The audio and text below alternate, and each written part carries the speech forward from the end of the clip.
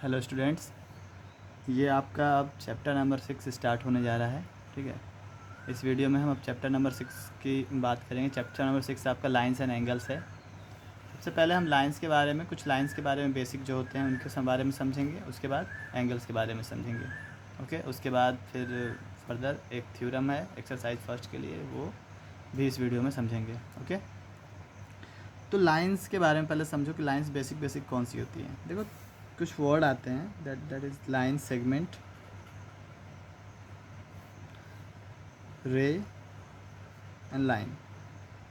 इन तीनों में फ़र्क क्या है? जैसे मैं क्या करता हूँ, एक इस तरीके से ये बना रहा हूँ, तो इसका नाम मैं दे दे रहा हूँ ए और ऐसे बी। अब इसका कोई एंड फिक्स नहीं है। ये लाइन ऐसे और क्या हो सकती है, बढ़ सकती है, इसका कोई एंड फिक्स नहीं है। ठीक है, तो this is called line segment. अगर कोई इसका मैंने एंड ऐसे फिक्स कर दिया कि ये यहाँ तक बस पॉज, यहाँ तक बस क्या है, ये स्टॉप हो जाती है, तो इसका नाम हो जाएगा रे। और अगर मैंने दोनों इस तरीके से एंड फिक्स कर दिया तो इसका नाम हो जाएगा लाइन। ठीक है, दिखाने का तरीका क्या होता है, इस पर एक स्ट्रेट लाइन दिखा दिया तो ये लाइन सेगमेंट है। रे को दिखाने के लिए ए बी के ऊपर एक एरो इस तरीके से दिखा दिया तो ये रे है। और लाइन दिखाने के लिए ए बी ऐसे लिख के दोनों साइड एरो दिखा दो। ठीक है, ये क्या आ जाएगा, लाइन। तो ये तो बेसिक है। अब एंगल कैसे किसी लाइन पे क्या होता है, बनता है। देखो, एंगल बनने के लिए एक रूल ये है कि किसी एक सिंगल पॉइंट से two lines, at least to line क्या होना चाहिए, टू रे। ठीक है, लाइन रे, टू रे क्या होनी चाहिए, ओरिजिनेट होनी चाहिए। अब यहाँ मान लो ये ओ है, तो यहाँ से मैंने एक रे इस तरीके से निकाल दी, इसका नाम दे दिया ओ ए। और एक दूसरी रे इसी से कुछ हट के इस तरीके से निकाल दिया, इसका नाम दे दिया बी। ओ ए और ओ बी, तो ये दोनों एक दूसरे, एक ही पॉइंट से ये निकल रहे हैं बट अलग अलग डायरेक्शन में हैं। तो पहला वाला और दूसरा वाला एक दूसरे से कितना एंगल फॉर्म कर रहे हैं, एक दूसरे से कितना ज़्यादा क्या है, डायरेक्शन में हटे हुए हैं, यही फाइंड करने के लिए हम एंगल की स्टडी करते हैं। अब जैसे मुझे पता करना है कि ये जो ओ बी है रे, ये ओ ए से कितना क्या है, डेविएट है। ठीक है, तो हमें ये वाला जो है, हमें ये वाला पता करना होता है चीज़, that is called angle. Angle हमेशा दो लाइन, दो रे के बीच में क्या होता है, फॉर्म होता है। हमेशा दो रे के बीच में क्या होता है, फॉर्म होता है एंगल। ठीक है, इस चीज़ को याद रखिएगा, हमेशा दो रे के बीच में क्या होता है, फॉर्म होता है। एंगल को लिखने का तरीका भी होता है कुछ। जैसे मुझे लिखना है इस वाले एंगल को कि ये एंगल किस तरीके से लिखा जाएगा, तो जैसे आप एंगल का सिंबल ये होता है, ये होता है एंगल।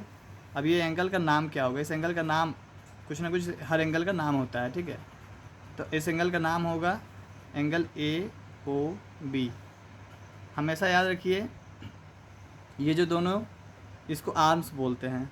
ठीक है, ये और ये दोनों क्या कहलाएंगे, आर्म्स। अलग से लिख दे रहा हूँ, आर्म्स।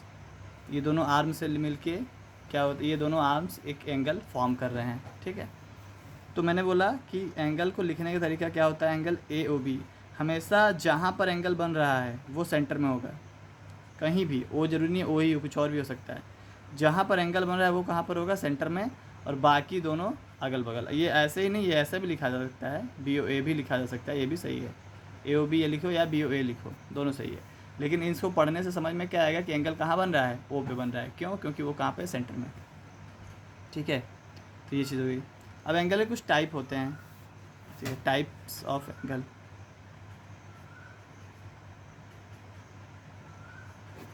टाइप्स ऑफ एंगल, देखो मैं टाइप पहले पे लिख दे रहा हूँ सारे। एक होता है एक्यूट एंगल, एक होता है ऑब्ट्यूस एंगल, एक होता है राइट एंगल,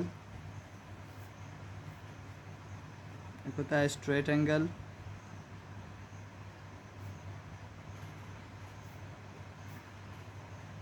एक होता है रिफ्लेक्स एंगल। ठीक है, इन सारों को डायग्राम के हेल्प से दिखाता हूँ। एक्यूट एंगल का मतलब होता है, एक्यूट एंगल यहीं पर दिखा रहा है। एक्यूट एंगल का मतलब होता है कि लेस देन 90, 90 से कम, 90 डिग्री से कम। ऑब्ट्यूस का मतलब होता है greater than 90 degree. Right angle का होता है इक्वल्स टू 90 डिग्री, जो 90 डिग्री, बस एक ही एंगल को राइट एंगल बोलते हैं, 90 डिग्री का होगा तब। उससे कम है तो एक्यूट, उससे ज़्यादा है तो ऑब्ट्यूस।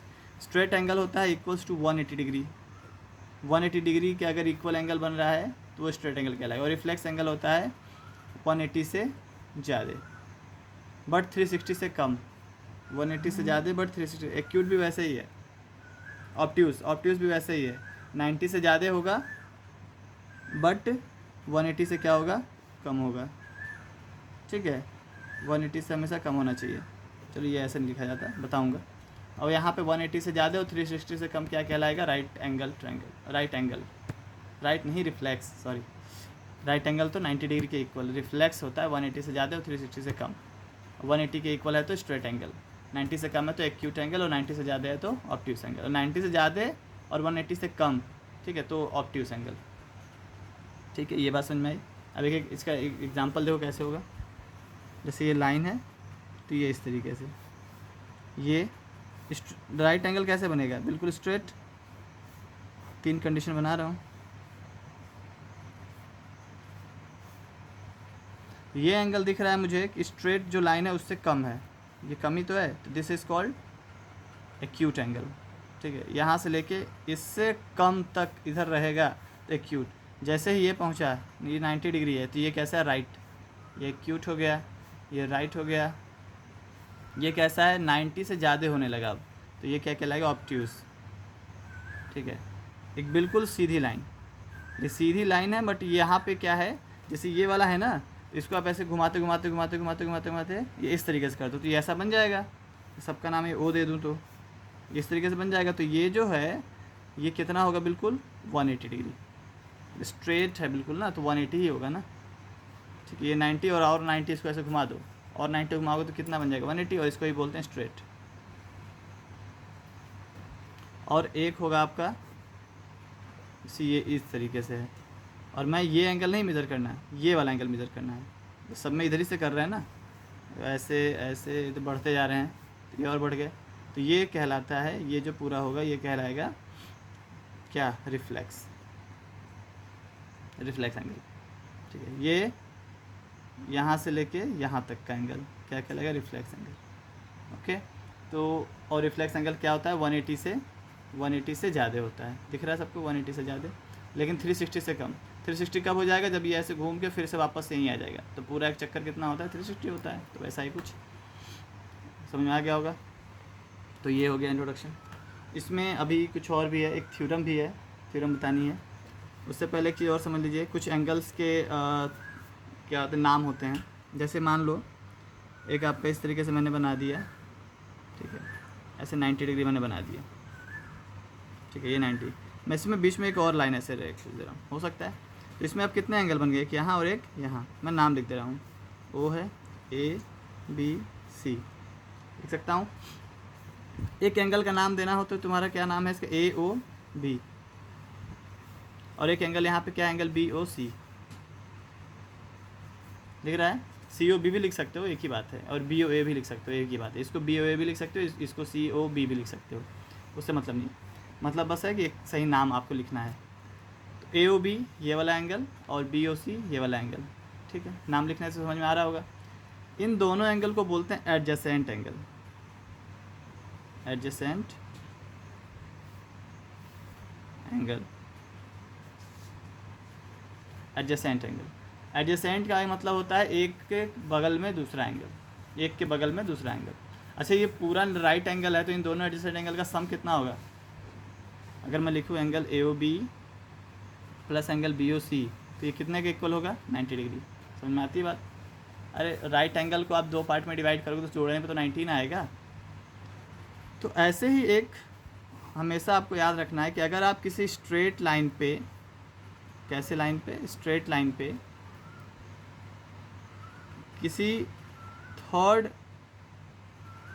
रे को, मतलब किसी रे को आप इस तरीके से क्या कर दो, यहाँ से ड्रॉ करो, तो जो एडजेसेंट एंगल होता है उसका सम हमेशा 180 डिग्री होता है। मैंने क्या बोला, ध्यान सुनिएगा। मैंने नाम लिया स्ट्रेट लाइन। स्ट्रेट लाइन पे अगर कोई रे आप इस तरीके से क्या करते हो, ड्रॉ करते हो, मान लो O पॉइंट से आपने एक रे ड्रॉ कर दी और ये लाइन है AB, और आपने क्या किया, एक रे ड्रॉ किया है जिसका नाम क्या है, मान लो OC। इस रे का नाम क्या है, OC। तो याद रखिएगा, स्ट्रेट लाइन पे अगर कोई रे ड्रॉ करते हो तो जो दोनों एडजेसेंट एंगल कौन कौन है, कि ये है और एक ये है, तो दोनों एडजेसेंट एंगल का सम कितना होगा, 180 डिग्री होगा। ये लीनियर पेयर रूल कहलाता है, इसका नाम है linear pair. Linear pair, linear pair मतलब लीनियर लाइन, ये लाइन बिल्कुल, और इस पर ये तुमने क्या किया, एक रे ड्रॉ किया, तो इन दोनों एंगल का सम क्या होगा, 180 डिग्री होगा। अगर मैं लिखूँ एंगल AOC, दिख रहा है ना, AOC ये वाला एंगल प्लस एंगल BOC, और इसका सम कितना होगा, 180 डिग्री। 180 डिग्री क्यों, क्योंकि ऐसे अगर तुम यहाँ पे पॉइंट ड्रॉ करते हो तो बताओ ये स्ट्रेट है कि नहीं, और स्ट्रेट एंगल बनेगा कि नहीं पूरा 180। अब तुमने बस एक लाइन ड्रॉ कर दिया ऐसे बीच से रे, तो ड्रॉ करने का मतलब क्या है कि ये 180 को 2 पार्ट में डिवाइड कर दिया, और 2 पार्ट को डिवाइड कर सम करने पर तो 180 ही आएगा। सिंपल सा फंडा है ना, कुछ सोचना थोड़ी है ज़्यादा, ठीक है। तो लीनियर पेयर में हमेशा याद रखना, ये तो मैंने ऐसे एग्जांपल बताया था क्या करने के, एडजेसेंट एंगल समझाने के लिए, लेकिन यहाँ पे एग्जांपल क्या है, यहाँ पे क्या है, एक रूल है, इसको हमेशा आपको फॉलो करना होगा। Linear pair, linear pair, linear pair दिमाग में रख लो। लीनियर पेयर क्या होता है कि स्ट्रेट लाइन होती है, उस पर अगर ऐसे ही नहीं, ऐसे ऐसे ऐसे ऐसे कैसे भी ड्रॉ कर दो, लेकिन बनेगा तो 2 ही एंगल। भाई ऐसे खींच के हम ऐसे कर दिए तो बन तो रहा है एक एंगल ये, एक एंगल ये, 2 ही एंगल, तो दोनों एंगल का सम कितना होगा, 180 डिग्री होगा। ये हमेशा याद रखिएगा, ठीक, ओके। तो ये आपको बता दिया मैंने एक चीज़। अब एक थ्योरम है, थ्योरम भी समझ लो इसी में, फिर उसके बाद एक्सरसाइज समझेंगे। थ्योरम 6.1 थ्योरम है आपका कि अगर कोई 2 लाइन सेगमेंट इस तरीके से आपस में इंटरसेक्ट कर रही हैं, ठीक है, इंटरसेक्ट कर रही हैं, नाम मैं दे रहा हूँ ABCD और इसको O, तो बोल रहा है कि वर्टिकली अपोजिट एंगल इक्वल होते हैं। वर्टिकली अपोजिट एंगल होते कौन से हैं, बस 2 लाइन इस तरीके से क्रॉस करें ना, तो आमने सामने वाले एंगल ये वाला ये और ये वाला इसके एक वर्टिकली अपोजिट एंगल कहलाएगा। मतलब AOD के वर्टिकली अपोजिट कौन है, BOC, ठीक है। AOB के इक्वल कौन है, COD। सिंपल सी बात है, यही तुमसे पूछ रहा है। तो टू प्रूफ में क्या है, जो तुम्हें टू प्रूफ का मतलब होता है प्रूफ क्या करना है, ठीक है। पहले मैं लिख रहा हूँ फिर इसको प्रूफ करूँगा कि AOB इक्वल प्रूफ करना है एंगल COD के। ये दोनों AOB COD vertically opposite angle है, और या ये भी लिख सकते हो एंगल AOD इक्वल प्रूफ करना है एंगल BOC के, ठीक है। This both are vertically opposite angle, समझ लो है वर्टिकली अपोजिट। कोई भी 2 लाइन इस तरीके से आपस में क्रॉस कर रही हैं, तो ये जो आमने सामने वाले एंगल होते हैं ये वर्टिकली अपोजिट, ये इसके वर्टिकली अपोजिट, ये इसके वर्टिकल, और ये हमेशा इक्वल होते हैं।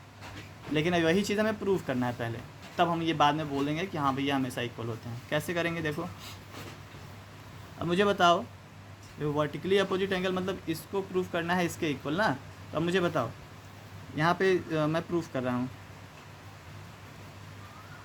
प्रूफ कैसे करूँगा, मुझे बताओ कि एंगल ये AC स्ट्रेट लाइन है कि नहीं, बिल्कुल है, since AC is a straight line. तो इस पे बताओ OB एक रे गया है, तो मतलब AOB, so angle AOB plus angle BOC, AOB और BOC का सम कितना होगा, 180 डिग्री। कैसे, बाई लीनियर पेयर, लिख सकते हो बाई लीनियर पेयर ये 180 डिग्री के। अब मुझे बताओ, फिर से देखो, इसको इक्वेशन नंबर फर्स्ट मान लो, फिर नाउ अब बताओ BD भी स्ट्रेट लाइन है कि नहीं, BD is also a straight line, BD भी क्या है, स्ट्रेट लाइन है BD। तो ये बताओ BOC और COD का सम भी 180 होगा, angle BOC plus angle COD is equals to भी क्या होगा, 180 डिग्री होगा। इक्वेशन नंबर 2 वही बाई लीनियर पेयर, आप जान ही रहे हो, लाइन रे, ये एंगल एडजेसेंट एंगल, दोनों का सम 180 डिग्री। इक्वेशन नंबर 2, अब इक्वेशन लिख दोनों by equation first and second. RHS equal है तो LHS भी इक्वल होगा। अरे RHS में दोनों देखो इक्वल चीज़ें हैं, 180 ऐसा होता भी है। कंपेयर हमेशा याद रखो कैसे किया जाता है। LHS और RHS देखते हैं, अगर दोनों का RHS इक्वल है तो दोनों का LHS भी इक्वल होगा। तो क्या होगा, angle AOB plus angle BOC equal होगा angle BOC plus angle COD के। सही है। अब दोनों साइड एक सेम चीज़ है तो ये कट जाएगा, तो क्या आएगा, एंगल AOB इक्वल आएगा एंगल COD के। यही प्रूफ करना था। A O B equal C O D, ये वाला आप अपने कर लोगे, इतना भी कर दोगे काफ़ी है। तो A O B equal C O D, तो यहाँ से आप लिखो hence proved vertically opposite angles are equal, बस। ठीक, तो इस वीडियो में आपको इतना ही समझना था। अगर कुछ थ्योरी बची होगी तो मैं अगले वीडियो में समझा दूंगा, अदरवाइज़ अगले वीडियो में हम एक्सरसाइज करेंगे। This is the introduction video of lines and angles. Okay, अच्छे से देखिए और समझिए।